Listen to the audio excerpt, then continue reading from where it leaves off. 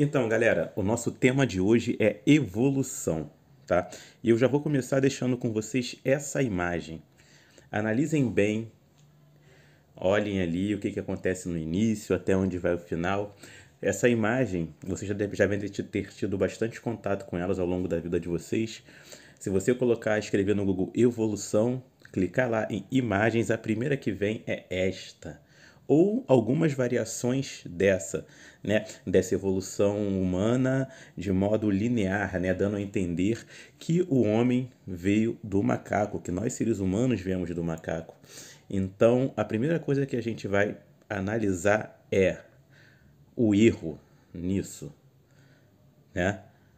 E o erro é bem tranquilo, né? A gente sabe que o homem não veio do macaco. E você pode estar pensando agora, nossa, mas é tão óbvio isso? Não, não é óbvio. Eu trabalho com jovens, trabalho com adultos, né? E quando eu levanto esse questionamento, grande parte responde que o homem veio do macaco, tá? Então, assim, a gente pode achar que é um grande absurdo, mas não é, né? Então, partindo desse pressuposto, eu quero que a partir de hoje vocês tenham isso em mente. Ninguém nunca mais vai repetir que o homem veio do macaco, tá? A evolução, ela não ocorre assim de forma linear. Tudo bem? No máximo, o que a gente pode verificar, né, aqui nessa imagem é o seguinte: nós temos um grau de parentesco, né? Já começa que quando as pessoas falam que o homem vem do macaco, eu fico pensando, mas qual macaco? Né? Qual que é o conceito das pessoas sobre macaco? Né? Ela está falando de um chimpanzé, de um gorila, né? De um gibão, porque para o povo tudo é macaco, né? Não tem diferença, tá? Então, assim, o que nós temos é um ancestral comum, né? Nós temos um grau de parentesco, tá? Então, no máximo, o que você pode dizer a partir de agora é que nós somos uma espécie de primos, né? E olhe lá, mesmo assim forçando muito. Tranquilo? Então, assim, primeira coisa é, o homem não veio do macaco. Nunca mais repitam isso. E segundo, aquela imagem não representa evolução, porque a evolução não ocorre linearmente daquela forma vista ali. Tudo bem? Então, quando a gente falar de evolução, o que vocês têm que ter em mente a partir de agora é o seguinte, que a evolução, ela trata da descendência com modificações, tá? É uma série de mudanças que vão ocorrendo ao longo do tempo, tá? Ah, mas qual tempo? Depende do ser vivo que a gente está analisando. Se a gente estiver analisando bactérias, né, uma espécie de mosca da fruta chamada drosófila, né, a gente consegue observar a evolução numa escala de tempo menor. Se a gente estiver falando, por exemplo, de um processo de formação de novas espécies, a gente já vai estar falando de uma escala maior. Então, depende, tudo bem? Uma outra coisa que a gente tem que ter em mente é o seguinte, é que toda a vida na Terra, ela compartilha um ancestral comum, tá? E é a partir desse pressuposto que nós vamos trabalhar com o conceito de evolução. Algumas literaturas, eles até dividem, né, em dois termos, microevolução e macroevolução. Eu vou explicar para vocês o que é cada uma, mas a gente tem que ter em mente que tudo é evolução, tá? Só que ele se utiliza muito o termo microevolução para poder, quando a gente está analisando a evolução que está ocorrendo numa escala de tempo pequena, como eu dei o exemplo das bactérias. Então pensa numa no estudo da resistência de determinada população de bactérias a um antibiótico, né? A um antibiótico X. Então, a gente observa esse processo de resistência, né, das proles com resistência a esse antibiótico num curto espaço de tempo, né? Então, a gente pode chamar isso de microevolução, tá? Agora, a macroevolução, ela vai tratar daqueles processos evolutivos que levam bastante tempo. Tá? Então, sempre que a gente olhar a evolução em relação à escala de tempo, a gente tem a micro e a macroevolução. Nesse primeiro momento, eu vou só focar com vocês na microevolução, né, com um exemplo mais prático. Então, olha só, esse quadro 1, você tem uma população de mosquitos, tá? Onde os mosquitos em vermelho, circulados em vermelho, eles possuem um alelo de resistência ao inseticida DDT. Já os mosquitos, né, circulados em azul, eles não possuem esse alelo para resistência a esse inseticida. E aí imagina que você tem aquela população ali no ambiente e aí você chega e joga o DDT neles, né? O que vai acontecer? Os que não possuem resistência a esse inseticida, eles irão morrer. Já aqueles ali em vermelho que possuem esse alelo de resistência, né? Lembrando que quando eu estou falando de alelo, eu estou falando de diferentes formas do gene, né? Então, os vermelhos, esses circulados em vermelho, que são resistentes ao DDT, eles vão sobreviver. E aí, olha só, eu só tenho agora organismos, né, insetos que são resistentes ao DDT. E aí esses insetos vão acasalar e vão gerar uma prole, né, vão gerar descendentes que carregam esse gene, né, de resistência a esse inseticida. O que aconteceu? Eu agora tenho uma população que é resistente ao DDT, tá? Então a gente viu a evolução acontecendo numa escala de tempo mais curta, né? Eu parti de uma população onde eu tinha espécies que eram não resistentes e resistentes, né? E aí ocorreram modificações ao longo desse tempo e agora eu tenho apenas ali nessa população organismos resistentes, tá? Microevolução. Quando se estuda a evolução, a gente utiliza o que nós chamamos de evidências evolutivas, né? Para poder realmente entender como que a evolução funciona e até para poder também afirmar que ela realmente acontece, tá? Então a gente vai tratar das principais aqui apenas, né? Das mais faladas, das que mais aparecem nas provas. Então a primeira delas é o registro fóssil. Todo mundo já deve ter visto o Parque dos Dinossauros, né? Ou algo nessa linha. Então, os fósseis, o que eles são? São vestígios, né, preservados de organismos que viveram no passado, né? Eu chamo a atenção sempre para os dinossauros, né, porque eu acho que é o que a gente mais vê aí em filmes, né, no dia a dia. É o que sempre mostra quando se acham, meu Deus, acharam um fóssil do dinossauro em local X, né? Lá na Chapada Diamantina durante uma escavação da mina tal. Então, assim, o que a gente tem que ter em mente é o seguinte, que eles são vestígios preservados, tá? De organismos. E também tem que tirar um pouco da mente que fóssil é só osso, tá? Fóssil pode ser uma marca que ficou no chão, né? Pode ser até o próprio organismo inteiro preservado, né? Em 2007 se encontrou aí, vocês podem ver nessa segunda imagem, foi encontrado um filhote de mamute totalmente preservado, tá? Ele estava congelado, né?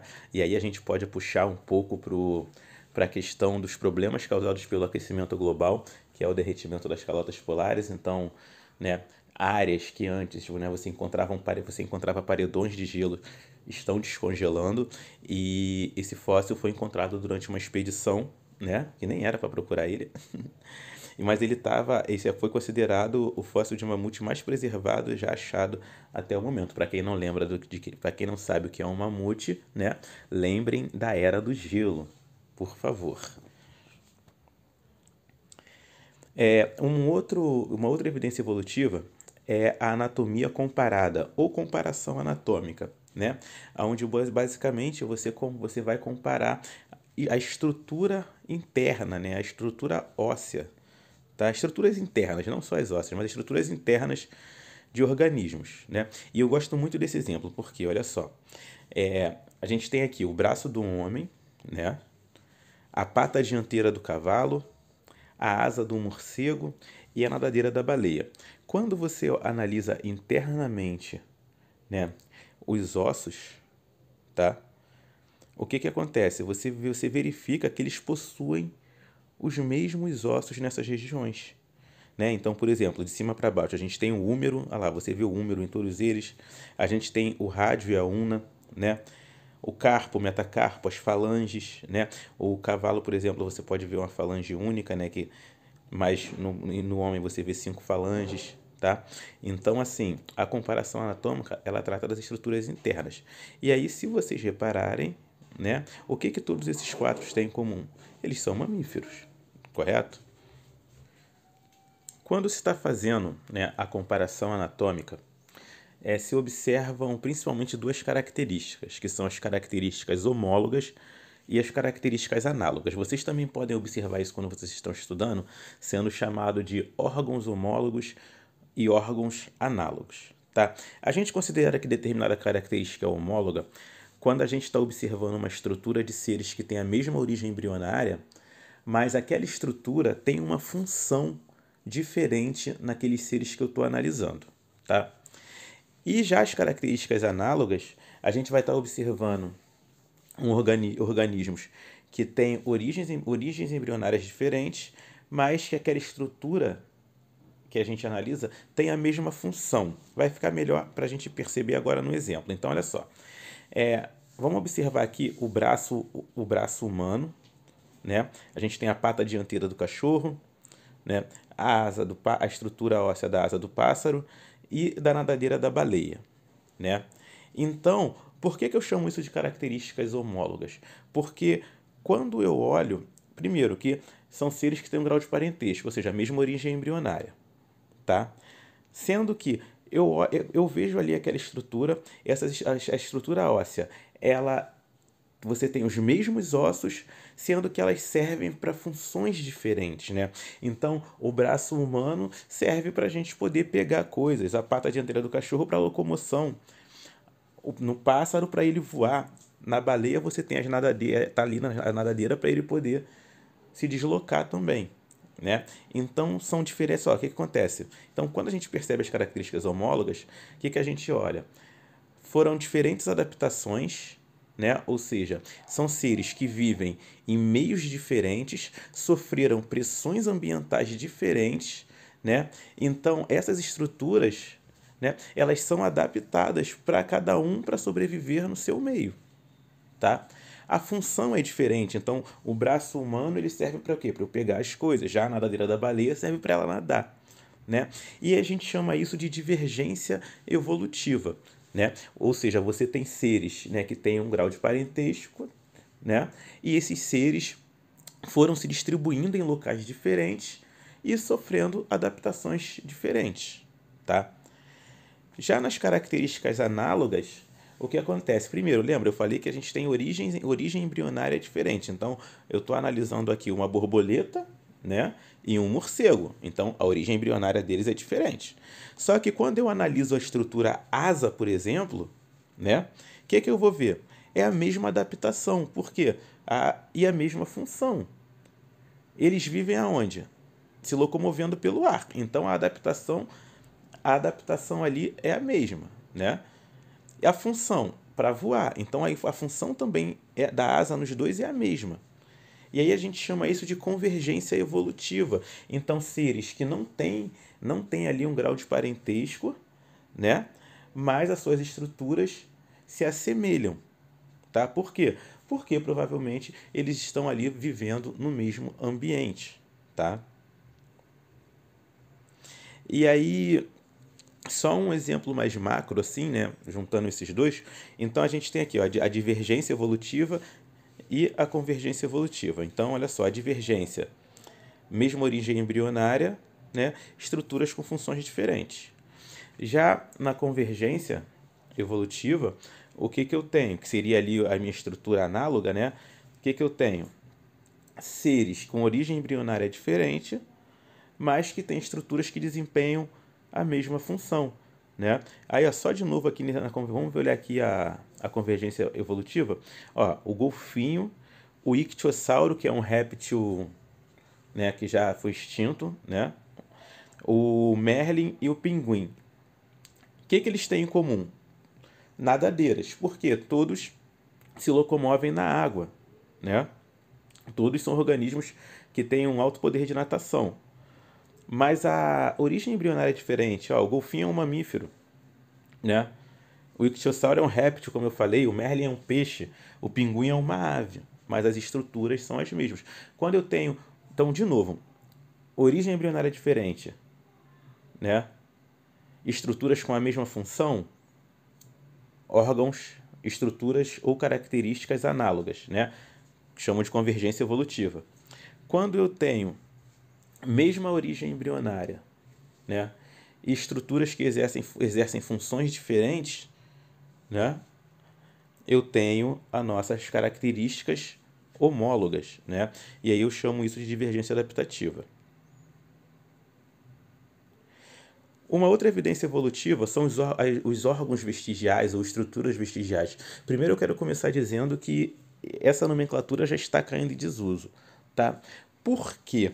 Porque o que se parece, as pesquisas têm mostrado?